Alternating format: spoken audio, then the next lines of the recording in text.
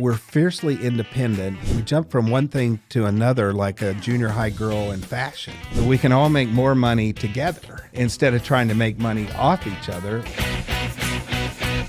Welcome to the Future Beef Show in partnership with Drovers and Breeder. This is the place to connect with people, innovations, and success stories shaping the next era of beef production. I'm your host, Jim Johnson from Brands and Barbed Wire. As usual, I've got my global specialists with us today, Dr. Jessica Sperber, feedlot specialist from the University of Nebraska, and Ian Wheal, founder of Breeder, the cattle tech company championing producer-led beef supply chains. As always, you'll find additional resources and tools at thefutureofbeef.com with a free trial to Breeder app to take your operation to the next level. I'm excited to welcome Lamar Steiger, co-owner of 808 Ranch and Ranch to Retail, a supply chain company. He'll be sharing his insights on where the industry's headed and what it means for producers like you. So let's jump in. We're joined today by our special guest, Lamar Steiger. Lamar is owner of 808 Ranch and also has another company, Ranch to Retail. And so we're glad to have you today, Lamar. And so Ian, tell us a little bit about this connected beef, thought process. What does that mean? Well, I think for, producers these days, like we've been operating in silos. We deal with our own data, we deal with what we can do on our ranch, and everything outside of that has been out of our control. And I think what we're now starting to see, driven by retail demand, driven by producers working together, is how that data starts to flow beyond their ranch or prior to that ranch. So how are they working with their feed yard or working with their consumer? And I think the exciting part about that is you're now going to get more insights back. And I think it's really good to have Lamar here today. He's been a big part of this with what's happened on the Walmart supply chain. And so thank you for joining us. But, excited to discuss about how producers can connect with the people up and down their supply chain and improve what they're doing and get more insight to what they're doing as well to improve their returns. Yeah, great. So Lamar, why don't you, for the folks that aren't familiar with you, why don't you tell us a little bit about your background and about your companies and your involvement with both Walmart and your history. Okay, well, thank you. And thank you for having me, all of you. Born in Belfish, South Dakota, but my father and mother's ranch was actually in Wyoming, at Hewlett, Wyoming. You could see the Devil's Tower from our living room window, Ian, and it was pretty stunning, and it was a great place to spend my youngest part of my childhood. In 1966, Jim, my dad had a really bad farm accident and actually stepped in an auger at the base of a harvest store, and he survived that. But his knee and his leg hurt a lot in the winter.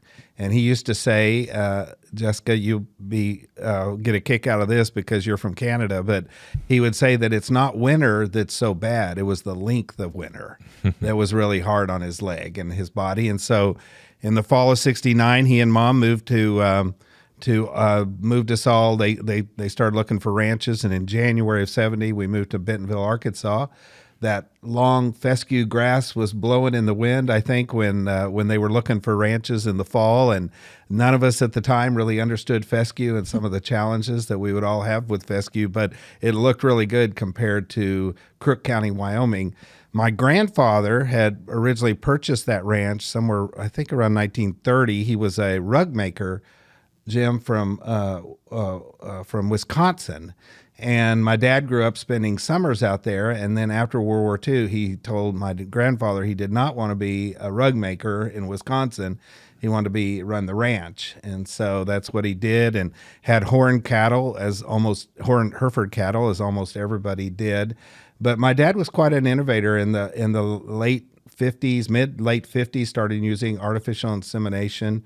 He was a member number 3 of the organization that preceded AHIR, which is pretty big, got to be a pretty big deal, and did performance testing way back in the late 50s and 60s, and started using Charolais bulls in like 58, and which is pretty early, and converted that horned Hereford breed to Charolais largely with French cattle, and so then by the time we moved to Arkansas, it was almost all purebred Charolais herd.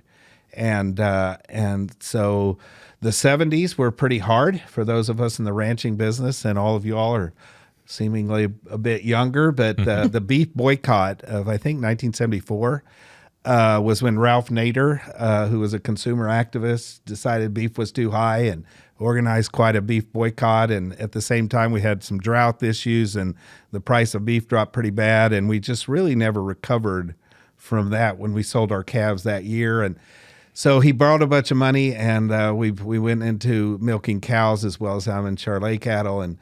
And that was a pretty tough way to make a living. And I have all the respect in the world for people who've done that and stayed with it. Mm-hmm. And I know it's a different business today than it was in the 70s and 80s. But interrupt me here if I'm going on too long. Good. You're good. But anyway, so then by the late 70s, milking cows, having Charolais, and we had the worst drought of my lifetime in northwest Arkansas, at Bentonville there, and the interest rates were double digits and going up, and then President Reagan cut the price of milk, I think, in half, which needed to be done for the dairy industry, but it was really personally kind of hard on us. And I was engaged, and my father-in-law was president of Walmart. His name was Jack Shoemaker, and he was president from like 76 to 88, and one of the geniuses behind Sam Walton. At dinner one night, he said, "What are you all going to do with that ranch?" And I said, "Well, we've talked to a couple of real estate agents." And he said, "Why don't I buy it and we get rid of those dairy cows and go in the beef business?" His grandfather had pulled Herefords, Ian, in Buffalo, Missouri, and he really wanted to kind of farm, but his grandfather had made it pretty clear that in the hills of Missouri, you're not going to make a living in the 1960s doing that, or 50s. And so he went into retail, which turned out really well for him. And so we sold all those cows and got rid of that dairy equipment. And that was one of the best days of my life when I milked the last cow. And I always, no matter how hard things get, I always think that, like my dad used to say, it could get worse. And I could be milking cows tonight. So it could be a lot worse. And so then I ran Jack's Ranch, which just dispersed this last October, but I ran it for almost 20 years in the 70s or 80s and 90s. And then I did some other things. I did some consulting and actually worked for my church. This is one of these non-denominational mega churches, and eventually became like the CFO of that, which it's amazing. Running the finances on a church is a lot like a ranch, because you're totally dependent on other people's whims of whether you get income or not, Ian. And so that was like a natural for me, and enjoying that. And then to kind of continue into what makes sense for this conversation, in 2014, the CEO of Walmart asked me if I would help them fix their, quote, much-deserved bad reputation in beef. And I always tell people my number one qualification was I was the only rancher that he knew. And so, and I lived close, so they wouldn't have to pay travel expense, which at Walmart, they're always trying to keep the costs down. And so I started helping them in 2014, and all through the years I worked for the church, I kept up with almost all my ranching friendships and relationships, and kept my finger on the pulse of the industry. And so it wasn't like I was coming back in like brand new. And we did the See America tour. The Walmart team wanted to get a better understanding of the beef supply chain, which there was no beef supply chain. And they were very frustrated at they would have specs that were pretty high quality, and they would order pretty high quality beef, and then they would not get what they wanted. And there was always an excuse from the packers. It's always, well, there's not enough upper 2/3 choice this week, or there's not enough this. And if you don't have some visibility into that supply chain, you just don't know. And when you think about Walmart, it's every item in there has a supply chain. Every fixture in there, every refrigeration case in there has a supply chain. And then you turn and you look at the perimeter of the store. And the perimeter of the store is where fresh is. It's fresh fruits and vegetables right around the edge, and then around the outside of the store is, meats, chicken, eggs, beef, pork, seafood. and there is no supply chain, and very few of those have anything of any kind of a coordinated system where people can feel connected to where they're buying their beef from, other than we're buying it at Walmart or at HEB or at Kroger. And so connecting that back to the rancher was what the Walmart executives kind of finally decided they wanted to try to do. So why did they want to try to do that? I mean, what was sort of the motivation behind that?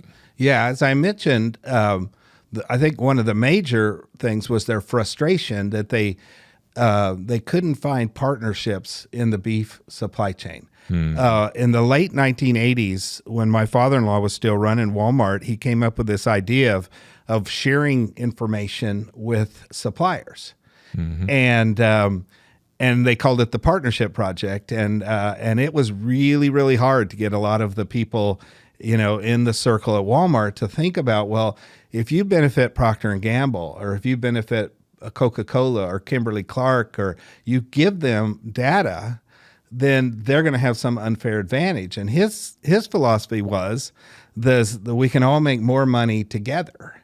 Instead of trying to make money off each other, let's see if we can figure out how to make money together.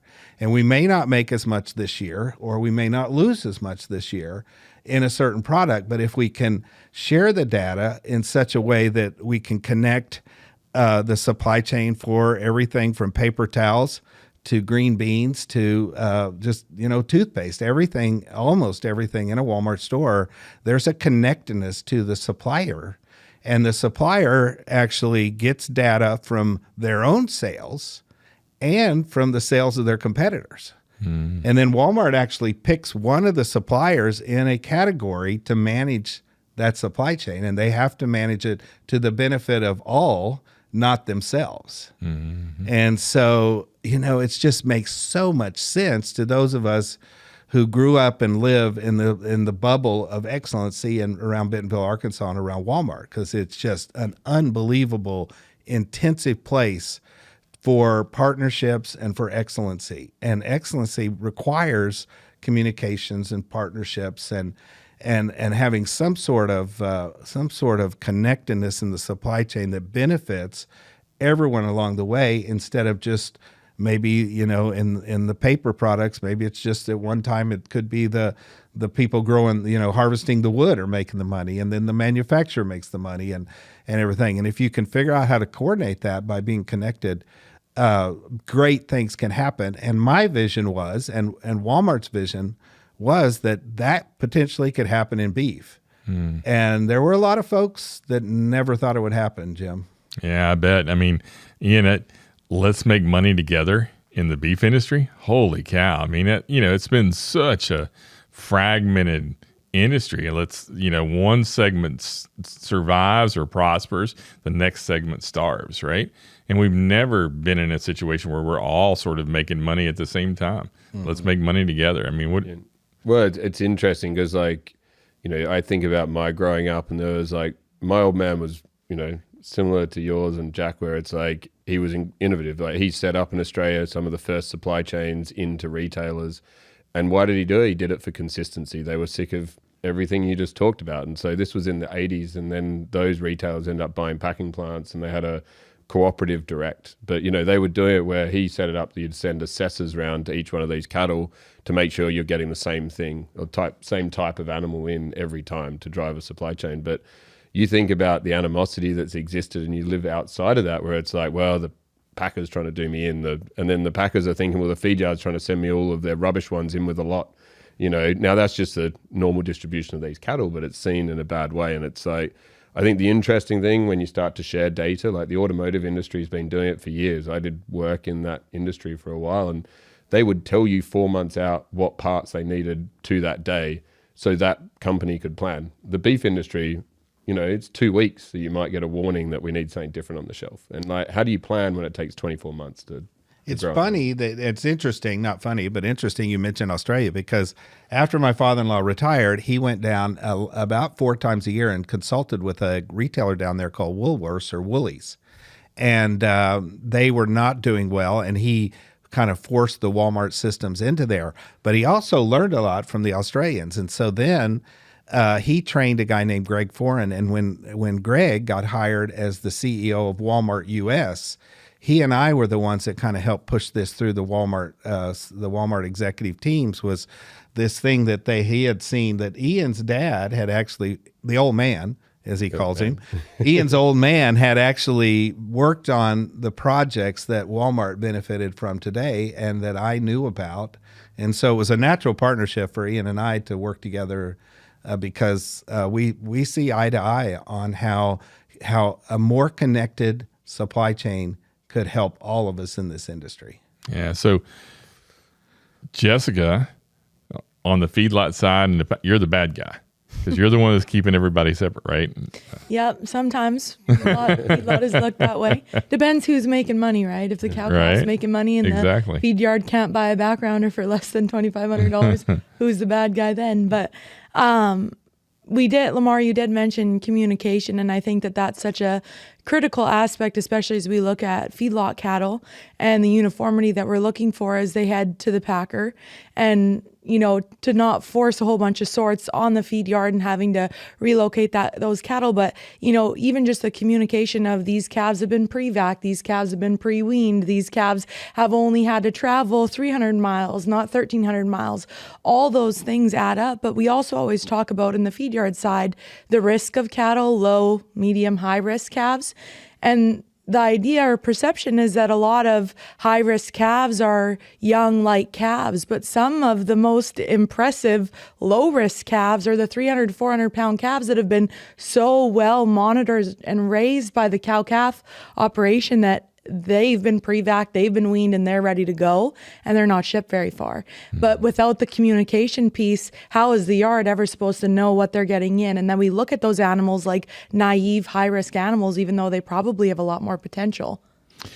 So, Lamar, take us through sort of some of that, right? So how did when you set up that sort of Walmart supply chain type thing, how did you overcome some of those obstacles of different ranches and uniformity and all these things that I think are important? And then what did that look like communicating those things back, good or bad, to the producers? Yeah, the first supply chain is always the most expensive and the bloodiest, and there are so many things that we would have done different. I think there's a lot of things that the team from 44 Farms and Prime Pursuits would have done different as well.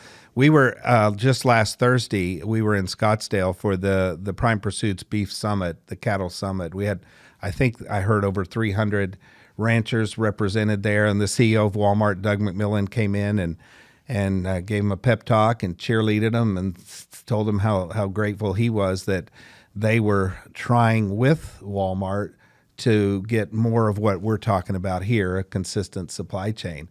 But I mean, when we started and they went out and they tried to buy, and they paid a premium, and they tried to buy some of the best calves in America and start them into the supply chain. That first year, the second year, the third year, the inconsistency, even when some of the best ranchers, the best buyers in America were looking at these calves and making the best evaluation phenotypically on these calves that they could. And Walmart was like, wait a second, like there's 300 pounds difference in this one pen. And how can this be? And that's part of the lesson for Walmart of how hard this business is. But you fast forward now, the meat first hit the shelves in, it was like the week before COVID hit. So the meat hit the shelves like March 1st of 2020, and here we are in 2025. And every year, the improvement has just been amazing because of the data that is shared back. A Nevada rancher who has sold to the Prime Pursuits team for a long, long time, almost from the beginning, he told me, I still cannot believe that they give me all this data back, all the data, everywhere through the loss data at the backgrounder and the losses and the problems at the feedlot and all how they do, not just how they harvest, but the problems if they were harvesting, and they're giving all that stuff back, and they're rolling it out digitally. And so when you roll that out digitally and we have the cloud.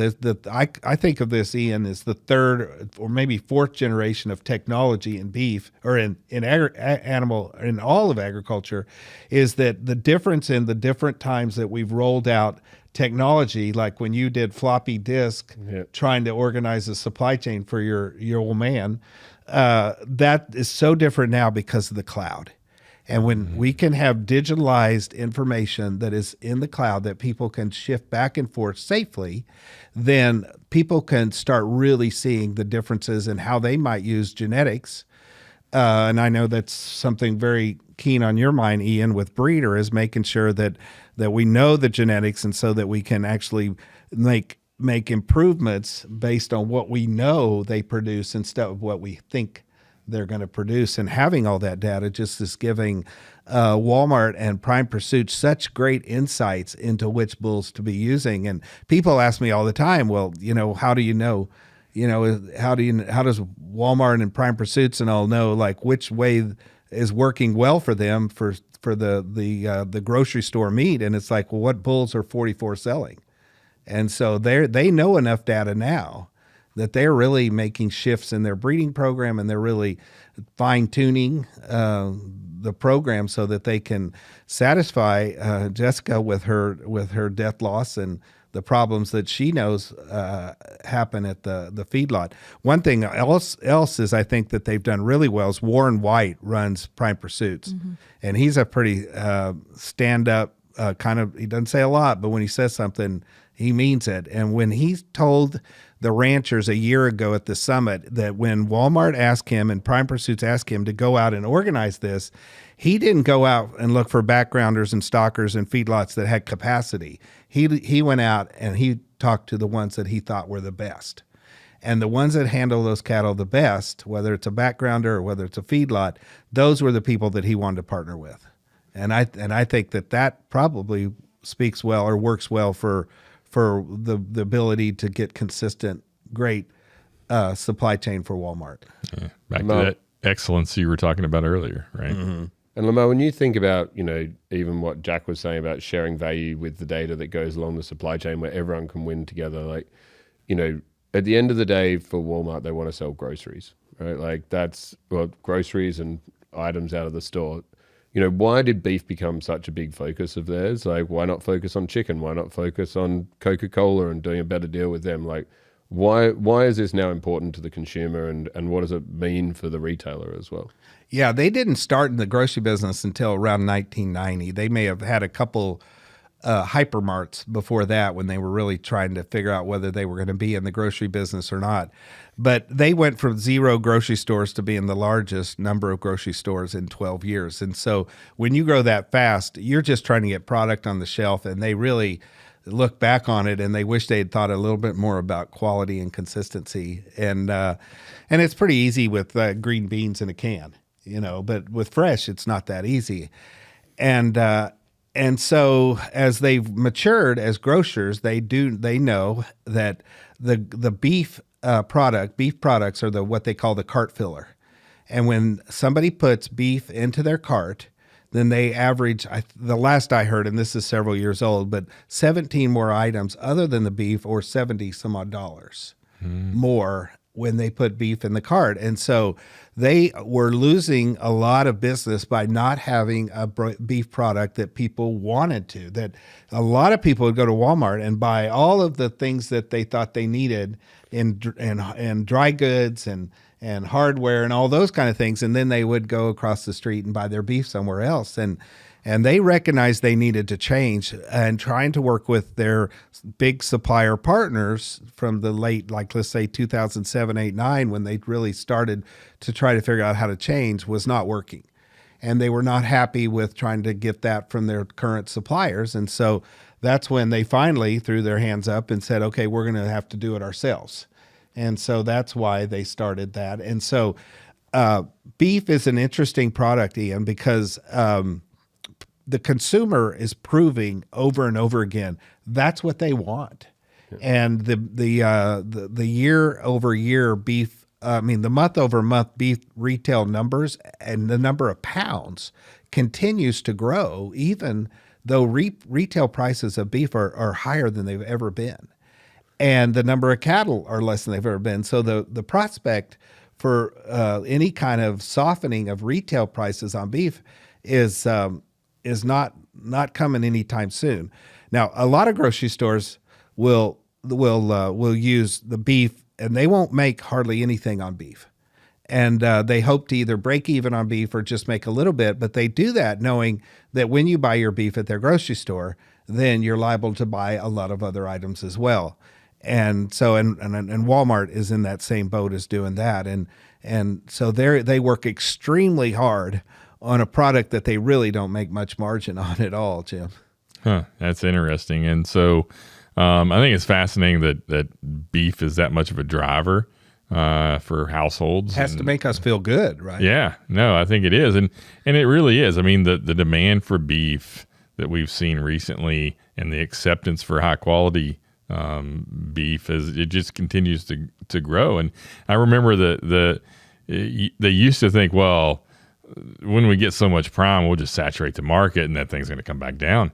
But the more we make, the more people want it. It seems like, and the higher the price is, and it just continues to grow. And I don't know that there will be a saturation point. It's almost like the pendulum's gone back the other way. Like when I founded Breeder, it was sort of peak vegan when everyone was like, no, there's going to be alternative products. But yet the consumer is now, you're hearing things like whether they're nutritionally correct, but like reverse pyramids and stuff like that, which we've never heard before. And there's this huge swing back to beef. The exciting thing for me, though, is that not only are we getting a demand for beef, but there is this fragmentation of beef. So you can hit, if you go back to macroeconomics, you can hit every element of that economic curve where consumers who can pay more for grass-fed or for antibiotic-free are, and we've now got all these different products. And it's driving demand for beef like we've never seen. And I think, how retailers tap into that. And I know Walmart's was an NHTC program, definitely, but where do you think like beef goes next? Like when we think about new supply chains, Walmart's path away, we've got lots and lots of different products now. Like where do you see it being in the future, whether it's Wagyu, like how do all these different supply chains seem to be popping up? In the beef business, every decision counts. Drovers delivers the expert analysis, market updates, and real-world reporting that cattle producers rely on to make smart, profitable decisions. From market updates to policy shifts and animal health, Drovers delivers expert reporting and real-world analysis that helps producers stay ahead. With the mission to help beef producers become more profitable, every story is built around what matters most to the cattle industry. Get informed. Get Drovers. Well, I brag all the time on that ranchers have done a fabulous job. Breed associations have done a fabulous job of lifting the genetics of these cattle. I mean, when we went into the recession of 2007, 8, 9, and the drought in the early teens in the Southwest mainly, but problems in our industry and the number of cattle dropped so much. Before we went into that recession, the DNA testing really started just a small amount. But when we came back, when the cattle herd grew after that drought and recession, the bulls were so much better. And the American consumer is really benefiting from an immensely better supply of cattle. But consistency is still a real problem in the grocery stores. And so even though the product is getting better and better, the consistent, what grocers refer to is they don't refer to the grade as much as what they have is a positive eating experience by a consumer. And they do a lot of testing, where they have Nielsen come in and put the steaks in front of 25 customers, and they're watching behind a glass with cameras and everything. And they're doing a lot of testing on what they consider the eating experience is as big or more important than the grade. Because we have some cattle that grade okay, that just still probably not that great, but it's still an inconsistent product. And retailers, Ian, are recognizing that. And so more and more talk and chatter is around how do you connect these cattle to the grocery store for a more consistent product at a more consistent size at a price that the U.S. consumer will still go for. So So I recognize this as I'm winding myself down last spring. I just finished my consulting with Walmart and Sam's Club this last January 1st of 25. And so I recognize as more and more grocers were connecting with me and saying, hey, we don't really understand what's going on, what Walmart's doing, but my CEO wants to know, and we need to maybe start talking.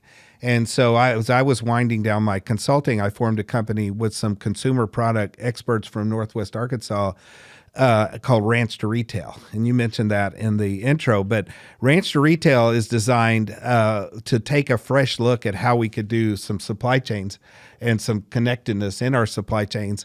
And I'm really excited about it because these guys that I have on this team, there's Doug and Neil. Doug Beatty is the CEO. They had long careers at Welch's, and they had to connect and coordinate hundreds and hundreds of grape growers who seemingly, from the stories I hear, are just as ornery as ranchers. And they don't want to be told what to do, and they don't want to be put into a group.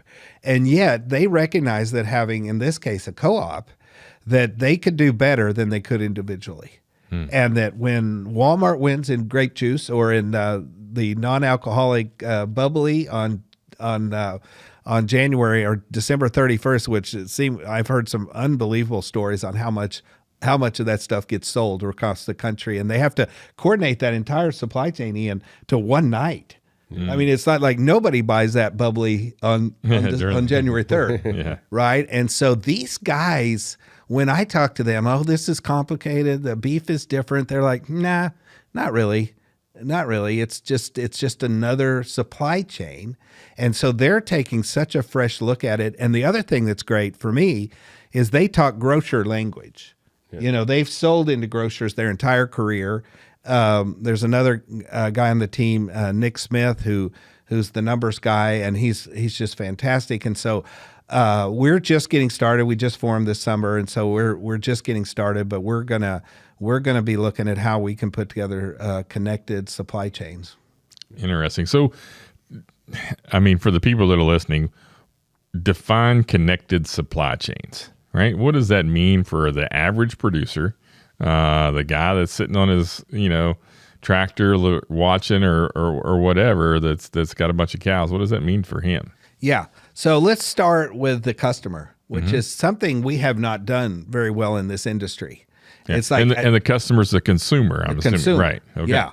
Yeah. We have not listened, in my view, my estimation, we have not listened all that well. I mean, do you know any ranchers who don't have the very best beef in the world that's edible from their cattle? Oh yeah. I mean, we are so blind to getting real data from the rest of the world, and I think part of it is I'm a little bit afraid, Ian, that mine may not do as well as your ranch. But some might do great. Yeah. But every rancher I know is like, oh, there's no point in me buying anything ever. I can go better here, right. And it's just that's just not true. But it's what we all think. And so if we start with the consumer, the beef eating consumer, then we need to be listening to them about what they buy. And it's a real dilemma because oftentimes what makes the feedlot most money and the packer most money, big carcasses, is not what the consumers want. And so the ribeyes are getting bigger and bigger and bigger. And so in order to meet the price point that a consumer will pay, the grocery store has to cut them thinner and thinner and thinner. And so there's been a lot of work done at Texas A&M and some other places on, well, why can't we just cut the ribeye, cut the cap off and sell it less? A consumer that doesn't see a ribeye that they think looks like a ribeye swaps to pork chop. They don't swap to a strip. They don't swap to other things. I've been told by the grocers they swap to another product. They don't swap because when they want a ribeye, they want a ribeye. And so they're not very keen on just having the cap or whatever. And so then if you start thinking about what else the customer really, really wants, they want consistency, not just in that size, but they want consistency in the price. They want consistency in the supply, that every time they go in there, they can look at the 7 or 8 ribeyes that are packaged or behind the glass if somebody's cutting it, and they can get exactly what they want every time. And that lends itself to the issue that we have with consistency. And we talked about earlier how inconsistent, our product can be coming from the same ranch mainly like the same.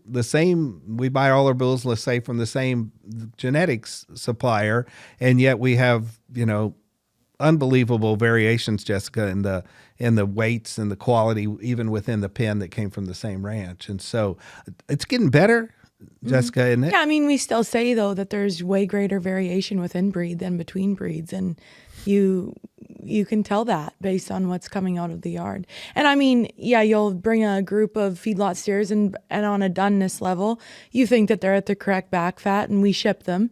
And then when we're in the packing plant looking at them, some of them can have a 12.5-inch ribeye and some can have a 16-inch ribeye. And their hot carcass weights were only about 35 pounds different. Yeah. So we do talk about, you mentioned, Lamar, as we raise cattle bigger, as we're getting them to heavier endpoints, that the ribeye is getting larger in some scenarios, but they're not that strongly correlated, which is something that we do need to keep in mind. The genetics have a larger play on that, as opposed to the actual just increased days on feed and bigger, heavier hot carcass weight. But yeah, there's a lot of variation within a feedlot pen, and that can create some challenges when you're trying to ship cattle and market more uniform cattle to the packer. So then when you get that data back to the rancher, improvement can happen? Oh, absolutely. I think that's the communication piece. But then again, if that rancher is running 5 bulls naturally in a very large area, in a very large pasture, you don't know who is bred by who, and you do not know. You might know what the mom's genetic lines are and what the dad's are, but who bred who, unless you're actually testing that.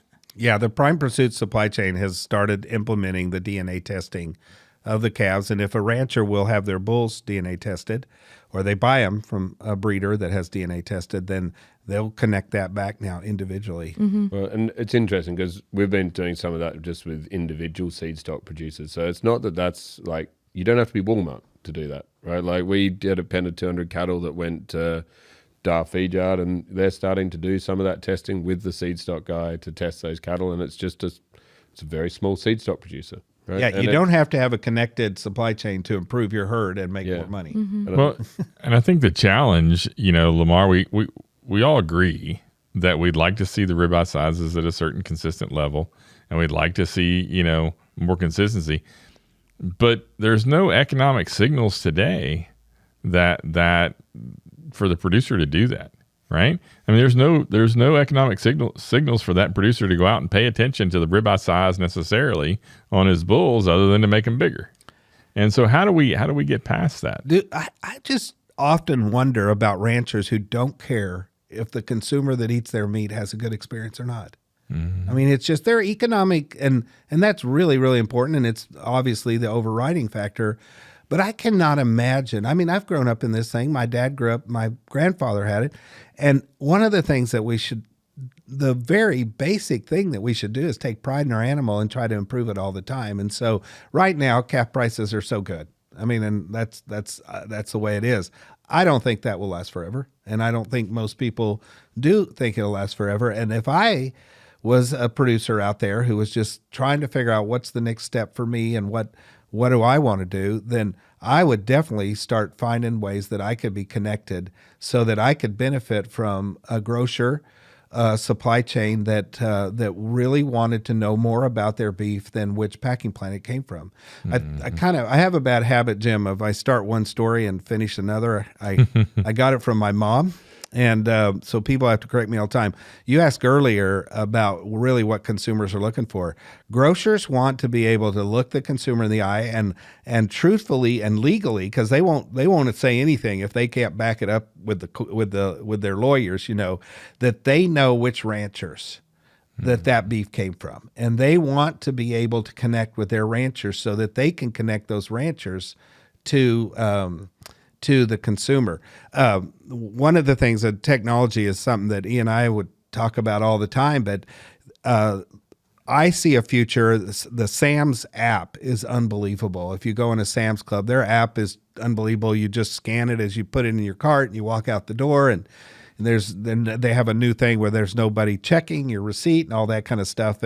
But one of the things that I think will happen in the near term is when you walk into the meat counter area, that on your Sam's app, they'll be coming up a little video that's maybe 10 seconds long and says, "Hey, I'm Jim Johnson, and I help raise the cattle that come into the supply chain." And if you have a cowboy hat on, it gives you that much more credibility.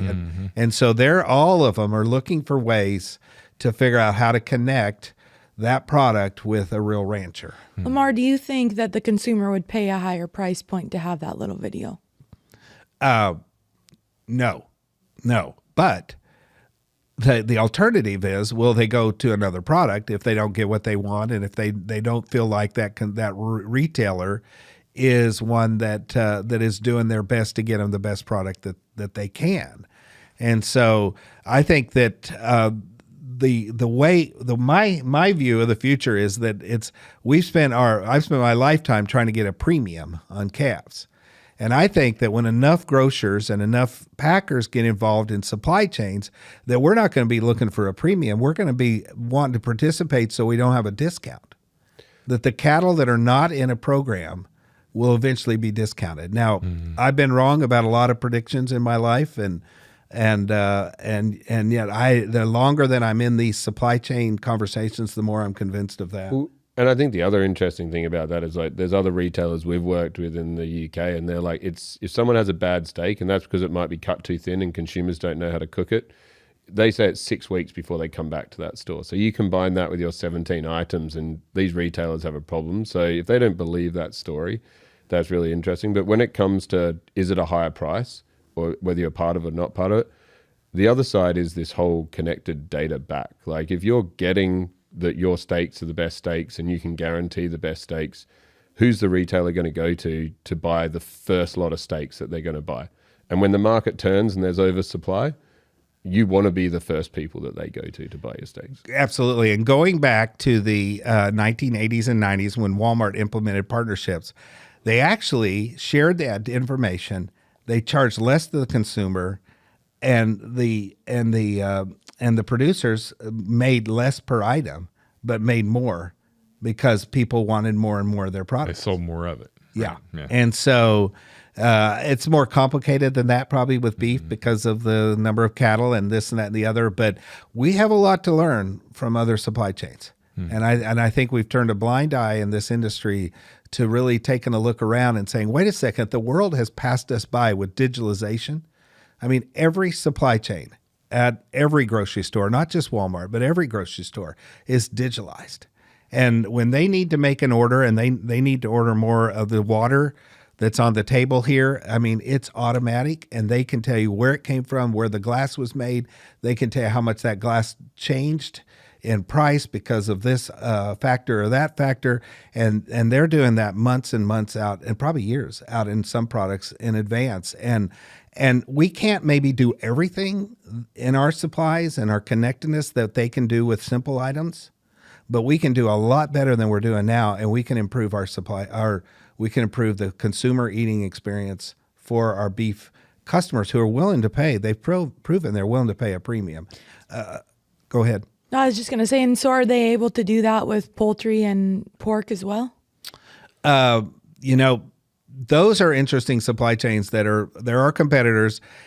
Pork, anybody probably listening to this podcast probably knows that is just such a tough thing. And one of the things that we need to be careful of is we don't want that product to be so consistent. We don't need everything exactly the same going into a grocery store in beef, because that's what happened in pork, and it's gotten to where that it's just not very tasty. And so we have a very tasty product, and consumers still want it, but they are doing a lot of the digitalization, a lot of the knowledge, and I think all the pork industry has to do is inject some genetics that gives it a little bit more taste, and people will buy more than bacon. Yeah, we're lucky in beef, though, that people will pay for prime. I mean, having grown up in Australia, America is so lucky of what got put in place with prime choice and select. And the fact that, we did it in Australia, and, any Australians listening to this may argue that we've done it with really good science, but we gave it a grading of 1 to 6.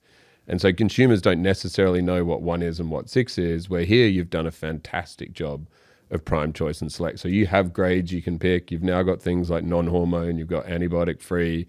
We're actually fragmenting the product offering now to beef, where in pork it's become pork. Yeah. And so I think we need to keep that fragmentation. We need to meet the consumer at where they want to be, not try and become pork. I saw the other day where farm to table pork supply chains are just, they can't get enough pork of these heritage breeds.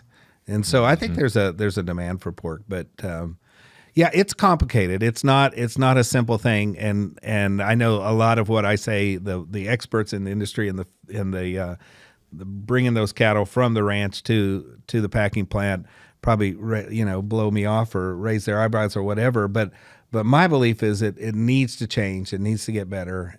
Ranchers can make even more money when they do a better job with all the connectedness that I'm hoping we can see. And I think Prime Pursuits is proving that. Yeah, I always tell people it's interesting. Any other industry you're in, if you do everything right, you'll have a predictable product that comes out the end, right? Where in the ranching business, we can do everything right, and we still have to deal with genetics and weather. And we really don't know what's coming out the other side, right?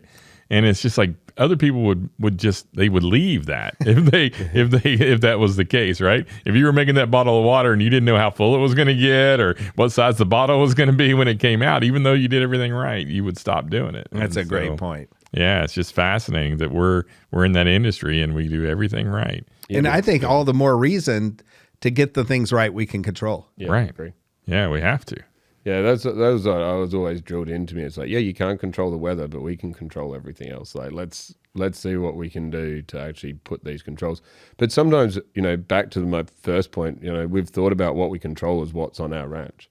Where I think what's really interesting about this connectedness now is you can control the relationship you have with your seed stock guy, of what genetics he's giving you. You can control a relationship you might have with the feed yard through what cattle you sell to him private treaty or, even through the video auction. Like that can be done and effectively get that data feedback, which you've never had before. And it's like, let's just broaden our horizons. I think that's what's exciting about what's coming. Yeah, interesting. For me personally, though, I do think that we don't need to just be a prime beef market. Do you know what I mean? I think that we still have a large consumer base that really does prefer a low choice or just choice steak. Like in all reality, myself, I would prefer a premium choice over a prime. And that's just me because that's just my own eating preference. And I have a master's in meat science, so don't come after me for that. But, it's... I think that we just can't get too caught up in the prime push like there is. We just need to be away from the standard. I think that's a Charlotte coming out in there, maybe. Yeah. I don't know. No, I think it's true. I think I was in a case ready or a packaging plant in Brisbane, Australia, and they're pushing the steaks through a tube along stainless steel tube, and they're coming out the other end all exactly the same size, and they're cutting them exactly the same. And I don't think we want to do that. No. I think that and my wife will tell you, nobody spends more time standing at the meat counter when I go to the grocery store with her, or sometimes if I get 30 minutes between appointments, I walk into a grocery store and I just stand there and I interact with people who are buying beef and they do like picking it up and looking at it and picking out the one they want.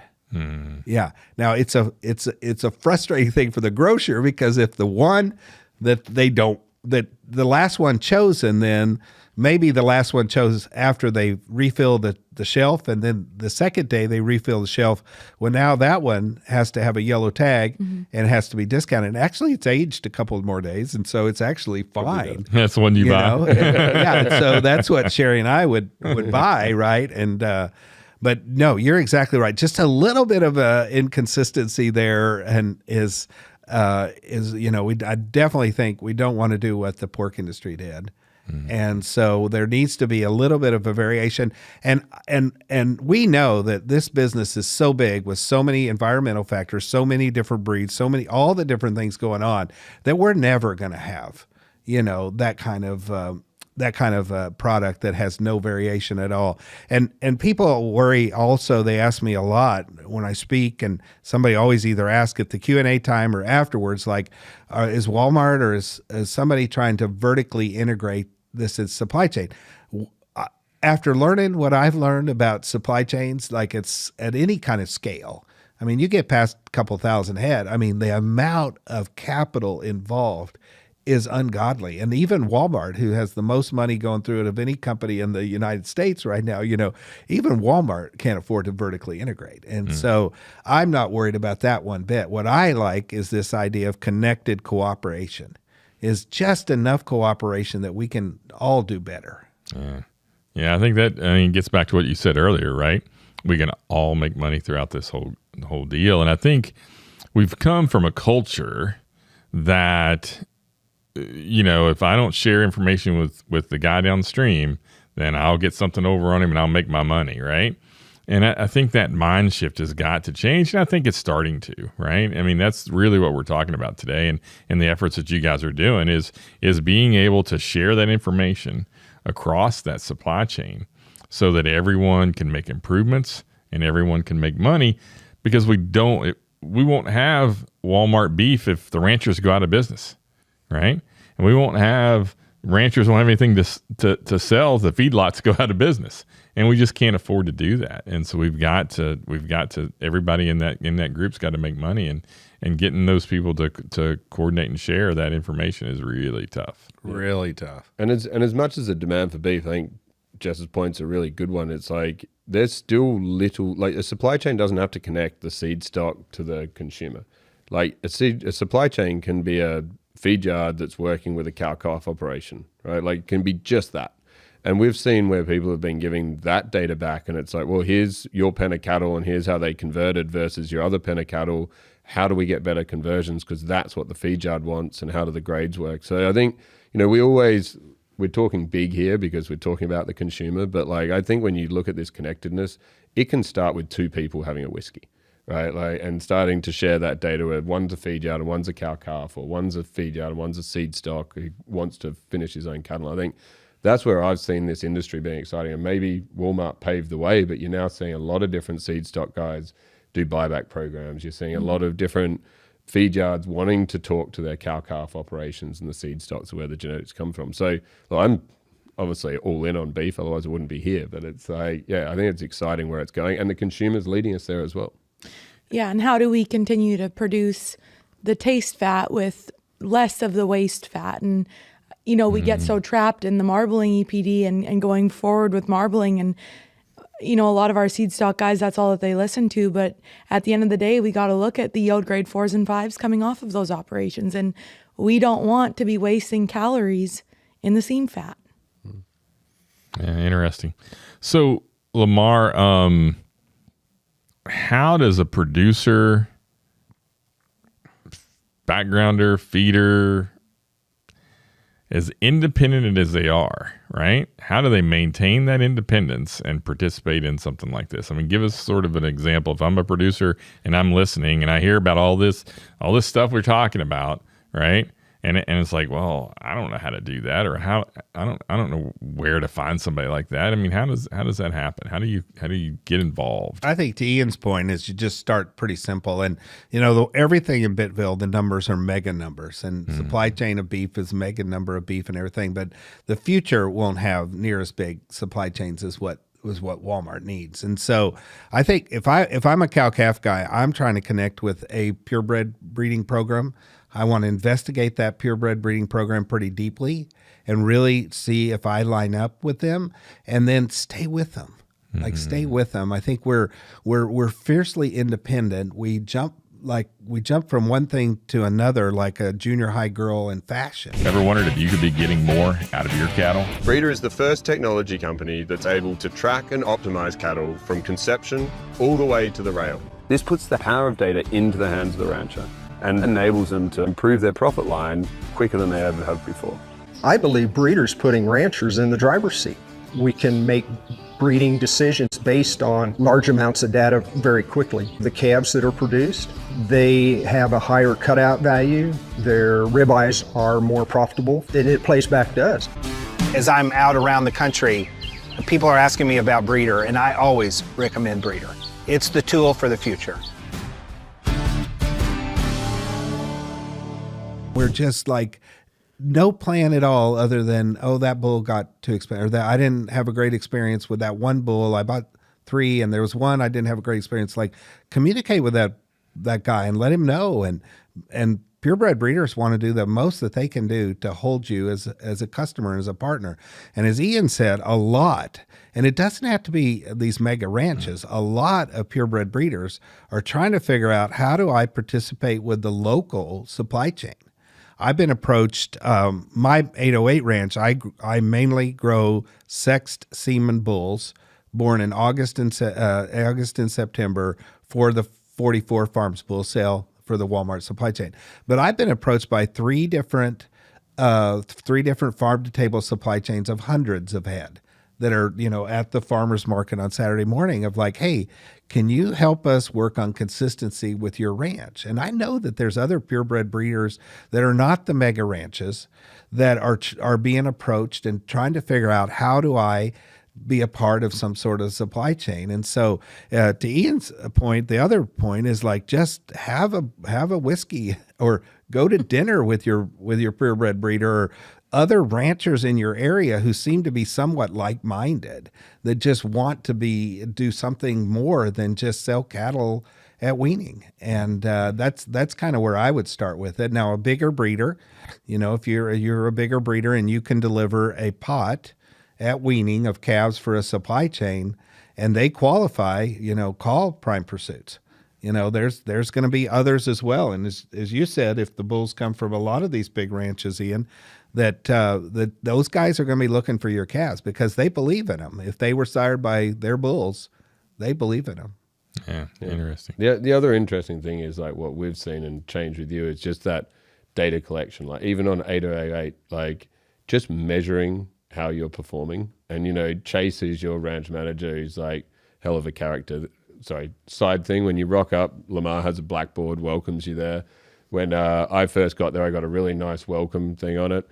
And then one of our guys from England who works for us, he turned up and he said, "Go back to England" on the sign. And we were like, this is the sort of guy we like. It's a bit of banter. But he was a guy who was like pen and pocket. We gave him an app. And he's like, "I'm never getting rid of my pen and paper.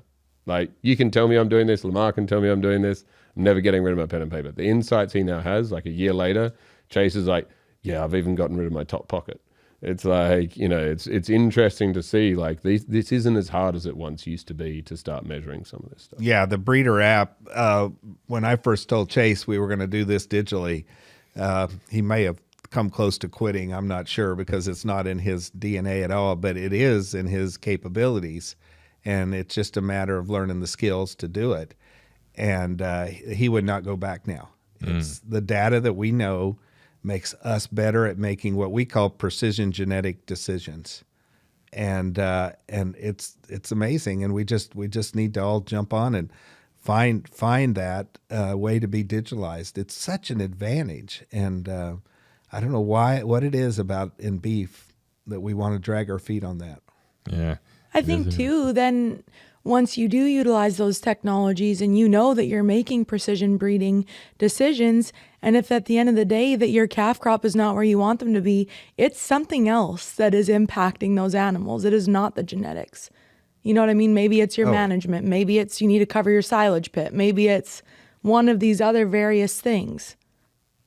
Yeah, absolutely. And that's probably digitalized to some degree, at least in your feedlots. All that's digitalized. In the feedlot, yes. I mean, on the cow-calf or backgrounding. Yeah. Mm-hmm. Yeah. But that's again, the benefit of this connectedness is just, and a lot of people have like informal producer groups, but with a digital world now, like, you're connecting with guys who are from Nebraska to Texas and they're sharing ideas. And it's like, it's amazing to see what, even Facebook does for those sort of things, where people, like, some of these Facebook groups are incredible, where people have a problem, they'll share it, but they got to know the data of what problem they've got, and they've got to weed out the answers that are not scientific. There is true. Or they should just go to University of Nebraska. 1-800 call Jessica. Yeah, exactly. We'll hand out a number later. University of Nebraska Beef Watch. All that kidding aside, right? Yeah. It's when a producer's selling cattle into a feed yard backgrounder, eventually ends up in a retail supply chain type thing, the more information they can provide on those cattle, how they were raised, how they were treated, their health, their management, their their mineral program, whatever those things are that they are doing, that documentation, the more confidence the buyer of those cattle has in those cattle being represented like they're supposed to be, right? And that's important. And that's important. And that's not just important for the feeder who has to make money at it, but the consumer wants to know that too. They want to know at the end of the day that these cattle had as healthy and good a lifestyle as they could have had until I ate them, right? And I think that's important. And I think as producers, for the most part, we want that too. We're in this business to take care of our livestock and to do the best job we can. And so some of us might not know how to do that to start with, which is why we get in those groups and we ask those questions, right? But at the end of the day, I think, most anybody who's taking care of livestock wants to do the best job they can do.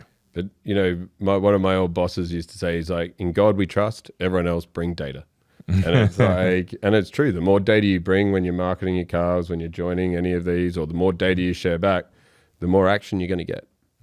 So, but yeah, it's a really interesting world where this data is now accessible. Like the change in feed yards, and I know we're going to talk about this in a future podcast, but they've gone from lot-based measurement to individual animal management through the last 10 years. And that's been driven by getting carcass gradings back and all of that sort of information. So it's, that world is moving to individuals as we go back up the supply chain to the point where lot-based information is not going to be good. And it's not going to help you differentiate yourself in the future.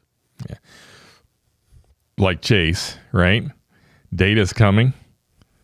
You can ignore it, but you can't change it, right? It's coming. And whether you want to jump in and accept it is your decision. You don't have to, but you can't stop it from coming. Absolutely. I just feel like we're kind of like the last great frontier is the perimeter of the grocery store.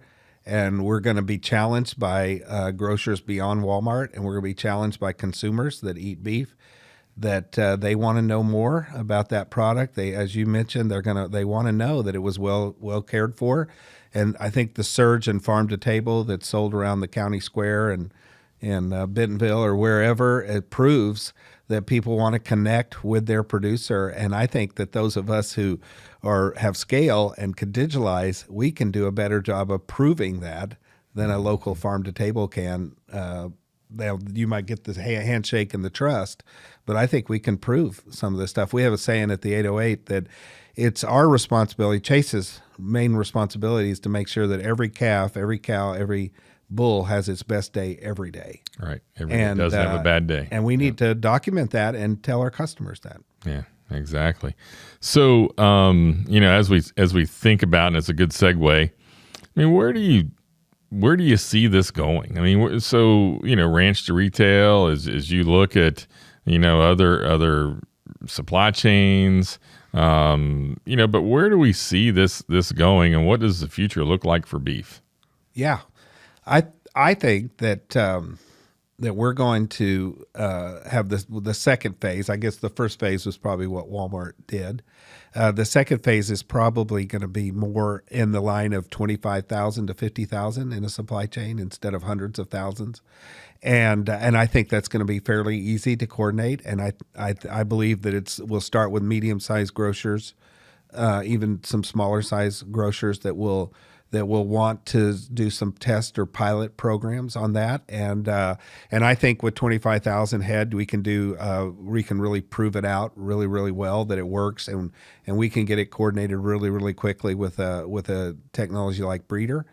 And so that's where I think the next phase is. I've had numerous conversations with some of the people that we think are the real leaders in this industry, and some of the CEOs of the biggest ranches that are not corporate but family, but have their own like management and all, that have flown in to Northwest Arkansas to have a chat about the next 10 supply chains. And I don't know, Ian, if those are in 3 years or 10 years. I don't know what that timetable looks like, but I feel pretty confident that we're moving towards coordinated, connected supply chains.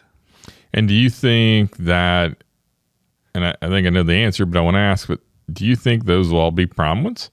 Or No. do you think Oh, there'll no. be variations of, as long as it's more important for the producer to have a consistent known product than necessarily for it to be all prime? I think that all the grocery stores want to have multiple options for their customers. And, most grocers have good, better, best, select, choice, prime. Sounds like good, better, best, right? There's a consumer that buys completely and solely on price. And we've got to fight for that consumer because I don't want them to switch to chicken. Yeah. And so we've got to fight with them. But I think we can have a better eating experience even on low choice, right? And we work on the grades and we work on this and all the different things we can do. And then I think upper choice will be the largest part of that market. But prime is now something that people recognize they can buy in a grocery store. One of the things that's, I think, driving beef consumption through grocers is that people are going less and less to big steakhouses. And they're not going out to eat as much. And, even this many years after COVID, I don't know if you all experience this or not, but it's still, those places are having a hard time with staffing. And a lot of these states have really, they bumped up the minimum wage and they're having a hard time. And it just, for me, and I love going to steakhouses, Ian, but for me, there's just not been the level that I'm used to getting. And so I think that for most customers and consumers that maybe went to steakhouses, I think that, I know because this is what the grocers are telling me, that they're buying their steaks and cooking at home. And, one of the great things about COVID, it was a tragic, terrible thing, but one of the great things is young men bought grills and they bought 2 grills and a smoker. And they have stayed with it, Jim. They have absolutely stayed with it. I have a son-in-law that now, it's like a competition with all his buddies. And how many times can I practice on a brisket? And I need to, now I've cooked it, I've got to find somebody to come over and eat it because my family can't eat it all. And so I think that the stay at home that we were forced to do during that time period has been actually really good for our industry, introducing a whole new generation to at-home meals like I grew up with. Yeah. And it also, sorry, Ian, that was right when TikTok came out and people started videoing everything that they did while they were home, which was cooking demos and lots of how to cook beef, and beef is excellent. And now we're in the carnivore diet phase and everything has come back full circle. And we have this, and truly, yeah, people started cooking at home, but people learned how to cook at home. Yeah, we didn't have, there's been historically a lot of cooking abuse. Yeah. And that's when people take home that ribeye that's too thin and they don't know to just leave it on an instant or two. Like, you don't leave it on 3 minutes and then expect it to be great. There was video capability before TikTok. I realized, but, okay. but it all filtered. But it wasn't like the trend to do a short, quick video on, hey, this is how you do this, this, and this, and then that transferred onto Instagram Reels, and now it's accessible through Facebook. I've never ever had TikTok. I'm a bit of a different generation than for sure you two. And I'm one of those converts. My wife still picks me when we moved to Texas. I bought a Traeger and a smoker and a grill before I bought a bed for us to sleep in. And she's like, well, what are you doing? Like, come on. And so, Yeah. But now we'll cook steak at home. Like, it's so nice. And yes, we're lucky enough to be in the beef industry and get primes, but just that home cooked smoked steak is just fantastic. So what you're saying is now the public knows what the rancher says when he says, the best steak is at my house, right? That's exactly right. So they're figuring it out for themselves. There's something special that happens around a dining table. Yeah. And there's community and there's communication and there's family and we have the product that most people want for the center of their plate when they have a family gathering. And so whether it's grandpa's retirement or a birthday or whatever, and the consumer goes and spends more than they've ever spent for that beef product. We better, whether you're a small rancher and you don't think you have an effect, you do, because your product ends up in a beef supply chain somewhere. It ends up in a grocery store somewhere. And so we should all be thinking about that the family is spending the most money of any meal in the week on this particular night, that they're celebrating something and they chose our product. That should be meaningful. Yeah, that's huge. That's huge. And the other meaningful thing I think that we've not touched on is how safe our product is. And that's one where I think we're getting a little bit, focused on how great it tastes and all these things. But what I've really been interested in doing, especially through my feedlot extension, is to consumers how safe the U.S. beef supply chain is, and Canadian, quick plug, but Absolutely. Yeah. Absolutely. And we're not bragging on that enough, are we? I agree. We're not. Yeah, we need to be reminding the consumer of that. Yeah. Mm-hmm. It's so safe that one little headline off somewhere else spooks the heck out of the public. And so, But it was the onions last time. Right. That's exactly. exactly Right. I mean, I think that's understated. That we all saw E. coli or something pop up, and we're like, oh, hope it wasn't the hamburger, and all of a sudden it wasn't. And so I think that But they you went don't and see tested those. right away, which was different from previous outbreaks, right? It just got blamed on beef. Yeah. This time it was, hey, we know it could pop up anywhere, so. Yeah. And it was quick to nick it, and it did not impact beef sales, which was excellent. countries that don't have as safe a supply chain as we have, there are illnesses and death often. And it doesn't make the front page of the paper because it's just often or it doesn't make the headlines. But here, it's so safe that when something happens, it's a headline. And so that's something that we have to battle. And I think reminding people, our consumers, how safe it is something we have not done well at all. And one thing we haven't really chatted about yet that the way animal husbandry and the way we treat these animals is just so important. And Jessica, you can speak to how important that is for the quality of the carcass.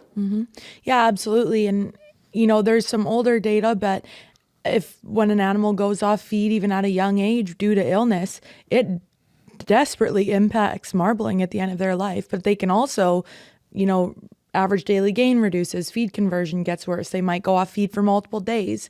All these things are super important from an animal health standpoint. But I think more than that, I think what's happened with the beef industry since COVID and people cooking at home is the awareness of the beef supply chain and the interest. It's a double-edged sword, right? Like, yes, people are interested in beef and steak and buying more steak, but they're also, you need to have your ranch set up that anyone could walk onto it any day. And, you need to be thinking that the consumer wants to know about you. But, if you're not practicing the best practices, that comes with a risk as well. And I think for the good of the beef industry, we should be striving to be like, we had a policy on our place growing up is like, just assume someone's going to, like, you're going to have a guest any day. Make sure the floor's tidy. Make sure every animal looks healthy. All of those sort of things. It's something that I'm super passionate about, but it is something that drives performance as well. And if you are a ranching family with social media, not one housewife that buys beef wants to see you drag a calf and brand it with a hot iron. For us, it's part of our culture. In some states, it's part of the law, and all. But beef eating customers don't want to see that. We are transparent as an industry, but you need to still be cognizant of the consumer audience that you're talking to. And unless they're asking you for footage like that, maybe don't be sharing footage like that. But no, wait a second. Don't they brand cattle on Yellowstone? I don't know. Did they? Yeah, they Did they show any branding? They brand humans, that's for sure. It's like, So The Wild no, I West. just but yeah, that's interesting that that there's maybe a little bit of a catch-22 around entertainment versus reality, right? Yeah. Or maybe what they view as reality. I don't know. But somebody who's not in the ranching circles, who actually watches Instagram, Facebook, whatever, of a ranching family, they're not watching it for that. They're watching it for wholesomeness and to see how hard they work. But anything we can do to present the product well. Now, nobody goes and films a sausage making facility out of pork and puts that on Instagram. I guarantee it. Yep.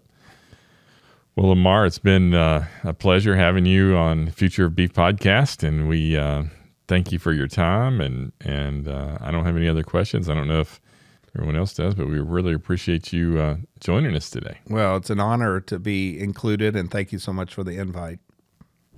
Stay tuned. It's time for Ian, Jess, and I to go behind the beef. Yeah, so that was a great podcast with video with Lamar. What did you guys think? I think he comes in with a lot of knowledge and experience in the supply chain and how to connect the dots.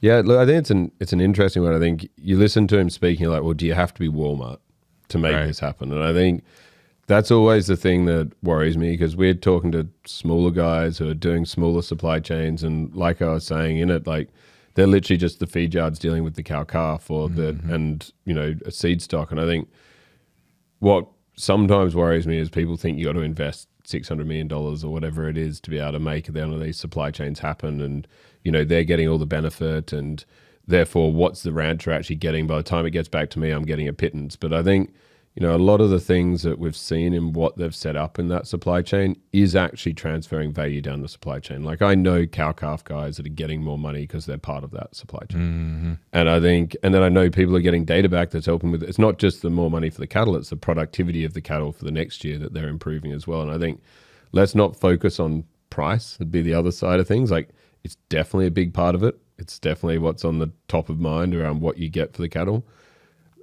But the other big part is that ability to have data and insight to drive the efficiency of your own ranch. And I think that is a bit that sometimes I think gets missed, because we all get so focused on they should pay us more. It's like, no, hang on, there's a lot more value to this connectedness than just getting more money. Yeah, I think what would worry me as a rancher, I think sometimes is you look at that Walmart supply chain and you sort of like, wow, that's Walmart, that's big. How am I ever going to compete?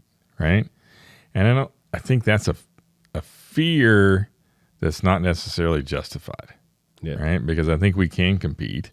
I think smaller ranchers, smaller supply chains can compete and probably do so better, because they could potentially have a high choice or whatever, but at a different price point than Walmart. Right. And so there's going to be different fits for everybody. So I wouldn't think, I mean, what do you guys think? I wouldn't let that fear of how am I going to compete with Walmart worry me. Now that there's knowledge about what they're doing, like suddenly it's fair. You can't tell me that a packer hasn't been ranking every feed yard they've had for the last 30 years, right? Like in terms of the quality and supply that comes through. But now they're giving you data back to help you drive your operation. But now it's transparent. We should be fearful of it. Like, that's the thing for me is like you listen to this, like these guys have been ranking us whether we liked it or not in the past. And what excites me about what they're actually trying to do is it really does feel like they're trying to give information back to help us be better producers. And, you want to be in that top 50%. None of us want to be the commodity, right? Like, so yeah, look, I think it's really big thing that they're undertaking. I think they're doing a lot for the beef industry in terms of the supply chain they've set up, but it doesn't mean it can't start with 200 head. And I think that's the big thing is like, let's not run and fear from it. And how do we get started with 200 head? Yeah, I think that's excellent too, right? And I even talked to some cow-calf producers who have 400 head that they're going to market. So let's say they keep 20% of those as replacement heifers. You still have, on average, 200 steers that could easily create either 1 or 2 pens within a feedlot. There's so much opportunity from you to the feed yard, but you just have to have that conversation and make that connection. And I think that with the more data that we get from our cow-calf operations via different technologies that we can use, such as breeder, when we look on the back end of it in the feed yard, now that feed yard knows what you're going to be producing for them every time, or at least the majority of your animals, right? And that's the one part that I don't want people to get scared about is if you have 5% of your operation or 5% of your calves that are falling out and are very variable compared to what the rest of your calves are doing, you're not going to get scrutinized for that. That's a natural variation. To have some calves that just do not perform at the level of the rest. But if 50% of your calves are performing at the commodity or the lower end, then maybe you got to look a little bit deeper into what you're doing. But if you have a few that fall out, you're not going to get scrutinized. But again, like what used to happen if you're at 50% is that feed yard or that person buying you just wouldn't talk to you again, wouldn't pick up the phone, or they wouldn't go back to Superior and buy those cattle again the next year that they're coming through. The benefit of this connectedness is like some data's coming back and you can have a conversation with that guy and go, well, why was that bad? Yeah. What do I need to change next year that you'd want to buy my cattle next year? And I think, actually just because someone hasn't told you you're bad doesn't mean they're not buying your cattle again, you've got one less bidder. Like, surely we want as many bidders as we can for our cattle when we're at the cow-calf level. Well, the whole way through, right? Like, same in seed stock. They just didn't turn up again next year. You'd much rather know why. Yeah, I think that's right. I think, as breeders, and sort of playing devil's advocate a bit, but we're always fearful of the unknown, right? I mean, we don't want. And I know, like, there's purebred breeders that are fearful of other non-registered bulls being produced, and they're like, I don't want someone out here competing, but I tell people all the time that competition's good, and knowing where you are and allowing even some of these other people to know where they are, then you find out you're better, and other people find out you're better, and so it's really interesting. A lot of times we're fearful of that data coming in, but what really happens is we find out where we rank and how good we are, and then once we do that, we have an opportunity to improve. When the dairy industry's been doing it for years, and they continue to drive their efficiency, like, everyone gets back their milk scores and the protein content and solids and all of that sort of stuff, and they're benchmarked, right? And we just haven't had that in the beef industry. Like, again, my old man used to say, like, 80% of ranchers are in the top 20%. They'll think they're in the top 20%. Like, but and it's not that they might be, we just don't know.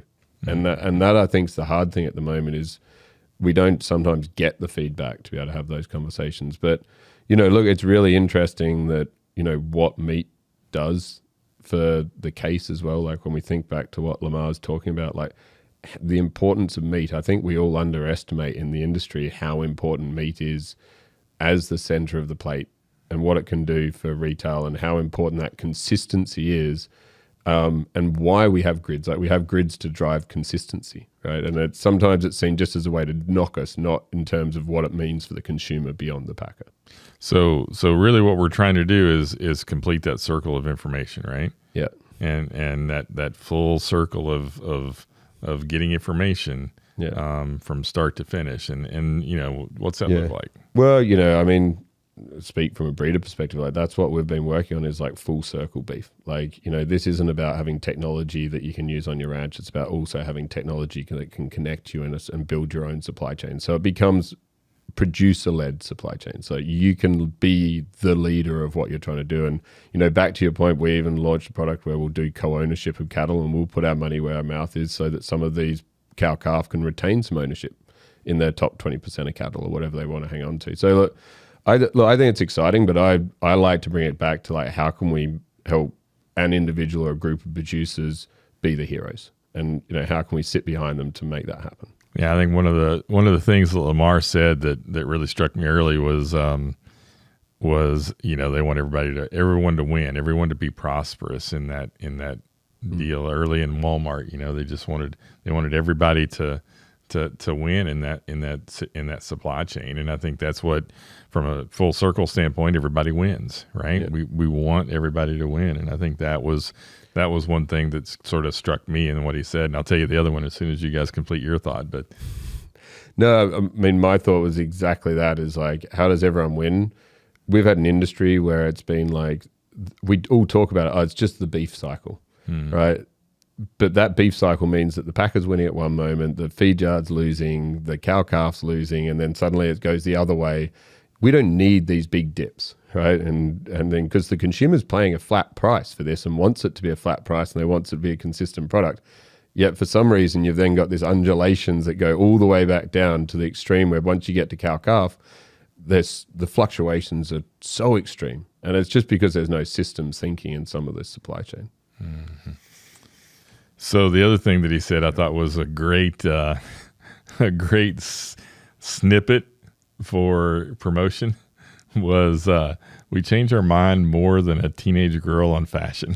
Like, actually, I was like, you got to pull that out and put it on social media, right? Yeah. But he's right. Yeah, very he's right. True. Often, and I think that's how fast fashion has made it. Yeah. Exactly, from targeting teenage girls into the interest of that, and and our consumers change their minds based on what beef they want as they age, and as they come into different economic status. willingness to pay is everything, and the price of beef is everything. And I think that if we can offer up a consistent product as often as we can, based random variation out of it, that producers or that consumer is going to consistently come back to the beef case and want to buy beef. But I also don't want them to be scared off of ground beef, and that's an area of education that I think that we need to have a little bit more groundwork on, because consumers like the from farm to plate idea because they believe that that's only, it's just one animal going into their ground beef production. But that's why I brought up the food safety aspect in this conversation, is because if all of the animals going through that plant are held to the same standard, then all the ground beef coming out of that plant is equally as safe. Yeah. And that's what, ground beef is what makes America run. So, But we're even seeing a premiumization in that. Like you walk into the grocery Yes. and there's ground chuck, ground sirloin, like you've Ground got these tenderloin. things. And the reason the beef prices exceeded pork and chicken in the last quarter is because of that ground beef, Yeah. not just Gourmet because of ground prime. beef. yeah, Right. gourmet ground beef. But that's what makes America run. And so I think it's so critical that we, talk about the safety of our product as well. Yeah. But back to your point in terms of producers changing their mind. Like if you're trying to build a program and you're trying to get data feedback, and you might get, and usually it's for 2 cents a pound, right? Yeah. It's something ridiculous sometimes where we'll change our mind, but we'll miss out on a whole lot of data or miss out on information. I think the value in what Lamar's talking about is more than just the price you get per pound. Now, obviously there's a point where you'll still want to jump somewhere else, but like, I just think what's exciting is like if you increase your weaning weights or you like other things that are productivity measures, that can be thousands of dollars per cow over the life of that cow. And, those are small productivity changes where if you're not getting that data feedback, you're not going to be able to improve. Mm-hmm. Yeah, I think we saw it early in the 70s and when the continental boom happened, people tried every different breed, the new one that came out, right? And some of the popularity of Angus was bringing that back in, right? And bringing that consistency of the cow herd back in, the type of cow herd. And so they're not all these different ones from all these different breeds now, and they wanted to bring some of that consistency back in. But anyway, I think that's been part of the success of the beef industry as well, is we've made, even though it doesn't seem like it, in the last 20 years, our product has become more consistent. Oh, absolutely. Right? Well, and I think, you look at what Lamar's talking about and we think about the whole beef supply chain. Probably the last point I'd have, it's complex. And, that's why we've launched this podcast, is like, we're going to be talking about a lot of these different topics over the next while, whether it's individual animal management, genetics, genomics, feeding, that's why we've got the group together. And so look, I'm excited for the next 12 weeks. And it's great to see that firstly, consumers want our product, and where do we go from here? Yeah, I think it is. And I think that's, everyone would agree with how complex it is. And I think part of what we're trying to do is to take that complexity and make it understandable and make it easy to use and implement. Yeah. And promote the odd Charolais as well while you're at it, Jim. Nice. every opportunity we can. Thanks, Ian. Thanks for tuning in to today's episode of the Future of Beef show. Don't forget to check us out at thefutureofbeef.com with a free trial to Breeder app to take your operation to the next level. If you're enjoying the show, be sure to subscribe, share it with your friends, and leave us a review. We'd love to hear your feedback. Until next time, keep your boots on the ground and keep your eyes on the future.